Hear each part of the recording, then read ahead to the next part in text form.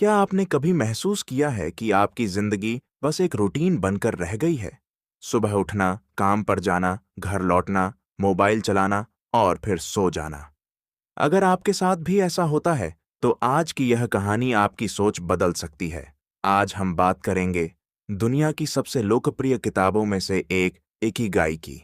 यह किताब कोई जादुई सफलता का मंत्र नहीं देती, बल्कि सिखाती है कि एक खुश, संतुलित और उद्देश्यपूर्ण जीवन कैसे जिया जाए। अगर आप इस वीडियो को अंत तक देखेंगे, तो हो सकता है कि आपको भी अपने जीवन का असली उद्देश्य खोजने की प्रेरणा मिल जाए। आइए एक कहानी से शुरुआत करते हैं। राहुल 29 साल का एक युवक था। उसकी नौकरी अच्छी थी, सैलरी भी अच्छी थी, लेकिन वह अंदर से खुश नहीं था। हर सुबह अलार्म बजते ही उसके मन में पहला विचार आता था, काश आज ऑफिस नहीं जाना पड़ता।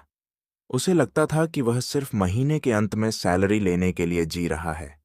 उसके जीवन में न कोई उत्साह था, न कोई उद्देश्य। एक दिन उसके दोस्त ने उसे इकिगाई किताब पढ़ने की सलाह दी। राहुल ने सोचा कि एक किताब उसकी जिंदगी क्या बदल देगी, लेकिन फिर भी उसने पढ़ना शुरू किया। जैसे जैसे वह किताब पढ़ता गया, उसकी सोच बदलने लगी। किताब में लिखा था कि हर इंसान इस दुनिया में किसी न किसी उद्देश्य के साथ आया है। अगर वह उद्देश्य मिल जाए, तो काम बोझ नहीं लगता, बल्कि खुशी देने लगता है। राहुल ने किताब में बताए गए 4 सवाल खुद से पूछे। पहला, मुझे सबसे ज्यादा क्या करना पसंद है? दूसरा, मैं किस काम में सबसे अच्छा हूं? तीसरा, दुनिया को किस चीज की जरूरत है? और चौथा, किस काम के लिए लोग मुझे पैसे दे सकते हैं? कई दिनों तक सोचने के बाद उसे याद आया कि बचपन से उसे बच्चों को पढ़ाना बहुत पसंद था। उसने अपनी नौकरी तुरंत नहीं छोड़ी। उसने हर शनिवार और रविवार कुछ बच्चों को ऑनलाइन पढ़ाना शुरू किया। धीरे धीरे बच्चों की संख्या बढ़ने लगी। उसे महसूस हुआ कि पहली बार वह ऐसा काम कर रहा है जिसे करके उसे सच में खुशी मिल रही है। उसका आत्मविश्वास बढ़ गया, तनाव कम हो गया और अब वह हर सुबह मुस्कुराते हुए उठने लगा। यही है इकिगाई का असली अर्थ। जब आपका जुनून, आपकी प्रतिभा, दुनिया की जरूरत और आपकी कमाई एक साथ मिल जाते हैं, तभी आपको अपना इकिगाई मिलता है। अब जानते हैं इस किताब की सबसे बड़ी सीखें।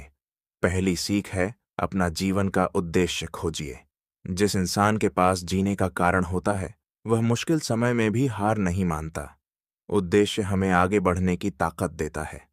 दूसरी सीख है, सिर्फ पैसे के पीछे मत भागिए। पैसा जरूरी है, लेकिन अगर खुशी नहीं है, तो करोड़ों रुपए भी मन को संतुष्ट नहीं कर सकते। तीसरी सीख है, छोटे कदम उठाइए। जिंदगी एक दिन में नहीं बदलती। हर दिन सिर्फ 1% बेहतर बनने की कोशिश कीजिए। यही छोटे छोटे बदलाव आगे चलकर बड़ी सफलता बनते हैं। चौथी सीख है, सीखना कभी मत छोड़िए। नई चीजें सीखते रहना ही आपको आगे बढ़ाता है। पांचवी सीख है, अपने शरीर का ध्यान रखिए।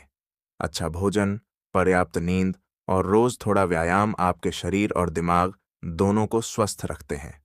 छठी सीख है, तनाव को अपने ऊपर हावी मत होने दीजिए। समस्याएं हर किसी की जिंदगी में आती हैं, लेकिन समाधान पर ध्यान देना ही समझदारी है। सातवीं सीख है, रिश्तों की कद्र कीजिए। परिवार और दोस्तों का साथ ही असली खुशी देता है। आठवीं सीख है, वर्तमान में जीना सीखिए। अतीत बदल नहीं सकता और भविष्य अब भी आया नहीं है, इसलिए आज का दिन सबसे कीमती है। नौवीं सीख है, अपने काम से प्यार करना सीखिए। जब आपका काम आपकी पसंद बन जाता है, तो मेहनत भी आनंद जैसी लगती है। और 10वीं सीख है, छोटी छोटी खुशियों का आनंद लीजिए। एक कप चाय, परिवार के साथ बिताया समय, किसी की मदद करना या सुबह का सूर्योदय देखना, यही छोटी छोटी बातें जीवन को खूबसूरत बनाती हैं। अब सबसे बड़ा सवाल, क्या इकिगाई सच में जिंदगी बदल सकती है? जवाब है हाँ, लेकिन धीरे धीरे। इकिगाई कोई जादू नहीं है कि आज किताब पढ़ी और कल पूरी जिंदगी बदल गई। ये एक सोच है, एक जीवन जीने का तरीका है। अगर आप हर दिन अपने उद्देश्य की तरफ एक छोटा कदम भी बढ़ाते हैं, तो वही छोटे कदम एक दिन आपकी पूरी जिंदगी बदल सकते हैं।